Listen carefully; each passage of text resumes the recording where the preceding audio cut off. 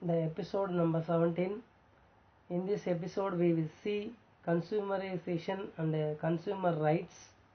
The consumerization is a specific impact that consumer originated technologies can have on enterprises. It reflects how enterprises will be affected by and can take advantage of new technologies and models that originate and develop in the consumer space rather than in the enterprises, particularly in IT sector. Then the consumerization is the migration of consumer technology, including electronic devices, platforms and applications into enterprises computing environment as home technology becomes in some instances as capable and cost effective as its enterprises equivalent. The consumerization is a reorientation of product and services designs to focus on and market to the end user as an individual consumer, in contrast with an earlier era of only organization oriented offerings designed solely for business to business or business to government. Technologies whose first commercialization what inter-organization level thus have potential for later commercialization. That is, customerization is the emergence of the individual consumer as the primary driver of product and service design. Is mostly commonly associated with the IT industry, as large business and government organizations dominated the early decades of computer usage and development. In a different sense, consumerization of IT is the proliferation of personally owned IT at the workplace. In addition to, even instead of company owned information technology, and then consumerization has existed for many decades. As for example, the consumerization of refrigeration occurred in 1910s and 1950s. The consumerization of IT is believed to have been first regularly called by the term by Douglas. The technology behind the consumerization of computing can be said to have begun with the development of 8-bit general purpose microprocessor in early 1970 and 1980s. The personal computer are introduced, and then microcomputer revolution, in which electronic computing moved from exclusively enterprises and the government used to include personal computing, is the cardinal. For example, consumerization, however, it is significant that the great success of the IBM in the PC first half of the 1980s was driven primarily by business markets, and it was the growth of World Wide Web in the mid 1990s began to reverse this pattern, in a particular rise of free advertising. Business implications. The primary impact of consumerization is that it is forcing business, especially large enterprises, to rethink the way they procure and manage. For example, IT equipment and services. Historically, central information technology organizations controlled the great majority of IT usage within their firms, choosing or at least approving of the system and the services that employees used. Consumerization enables alternative approaches. Today, employees and departments are becoming increasingly self-sufficient in meeting their IT needs. For example, the easier to use and cloud-based software as a service offerings are addressing an ever widening range of business needs in areas such as video conferencing, digital imaging, business collaboration, and sales force support system, backup, and other areas. Similarly, the technology implications in addition to the mass market changes above, consumer market are now changing large scale computing as well. The data centers that have been and are being built by firms such as Google, Apple, and Amazon other are larger and generally much more efficient than data centers used by most large enterprises. For example, Google is said to support over 300 million Gmail accounts while executing more than 1 billion searches per day. So the supporting these consumer driven volumes requires new levels of efficiency and scale, and this is transforming many traditional data centers approaches and practices. The next concept is consumer rights.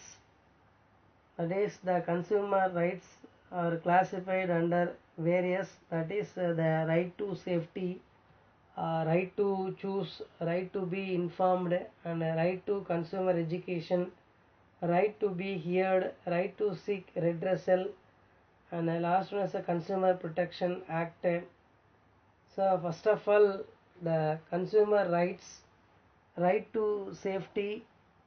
So it is a rights to the consumer, that is it means right to be protected against marketing of goods and services which are hazardous to life and property.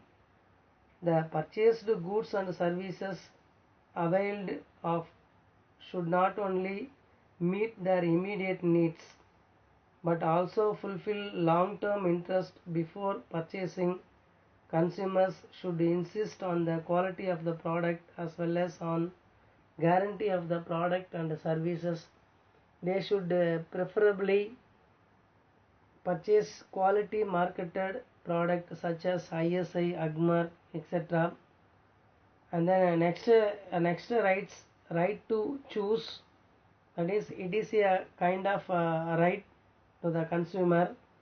As a consumer, they can be assured wherever possible of access to variety of goods and services at a competitive price.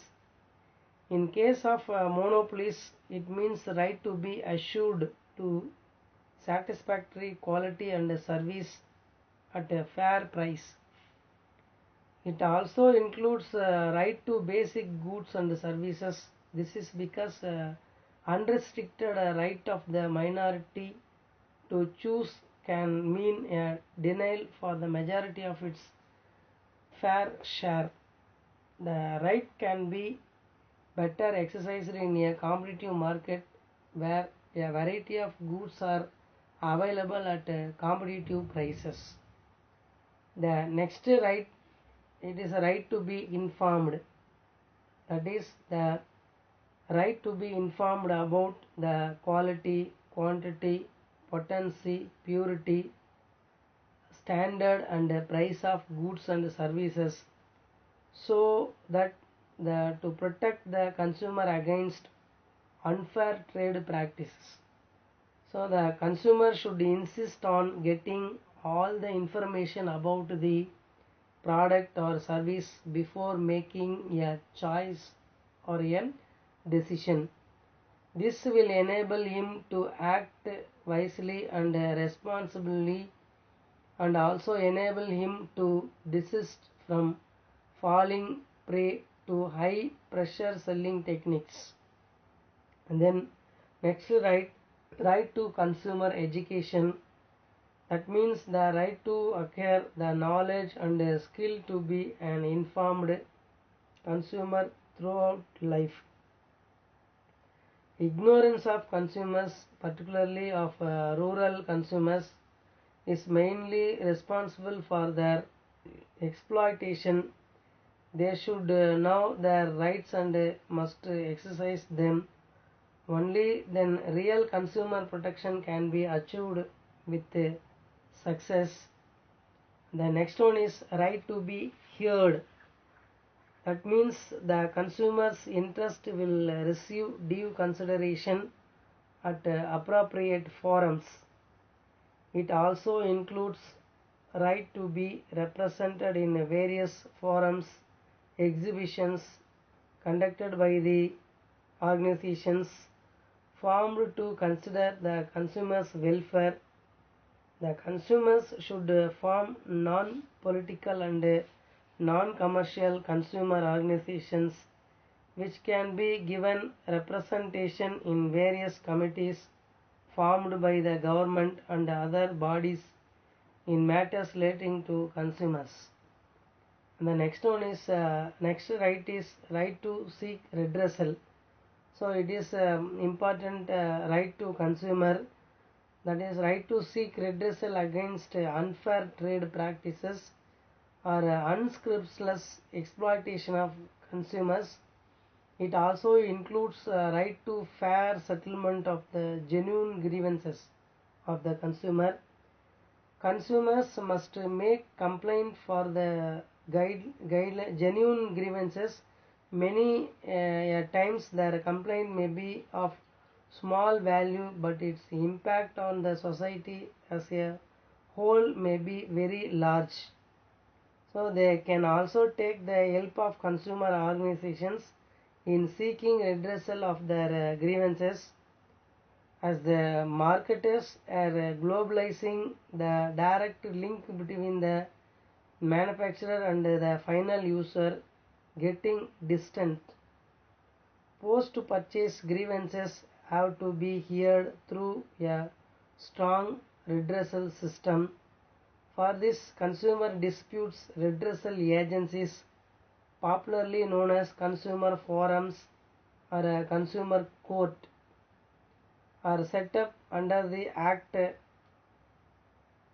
at district, state and national level to provide simple and inexpensive quick redressal against consumer complaint. The district forums deals with a complaint where the compensation sought is less than 23 lakhs. This limit is commonly known as pecuniary jurisdiction of the consumer redressal forum. The state forum deals with complaints where the value of the goods and services and compensation claimed and then does not exceed rupees 1 crore, and the national forum entertained in the complaint where value of the goods or services or compensation claimed exceeds rupees 1 crore. The consumer forum can order the company to take the following actions once it hears the complaint and decides that company is at fault. Correct deficiencies in the product to what they claim, and then repair defect free of charges. The replacement of product with a similar or superior product, and then issue a full refund of the price, and then pay compensation for damages, cost and inconveniences, withdraw the sale of the product altogether, and then discontinue or not repeat any unfair trade practices or the restrictive trade practice, and then issue corrective advertisement for any earlier misrepresentation.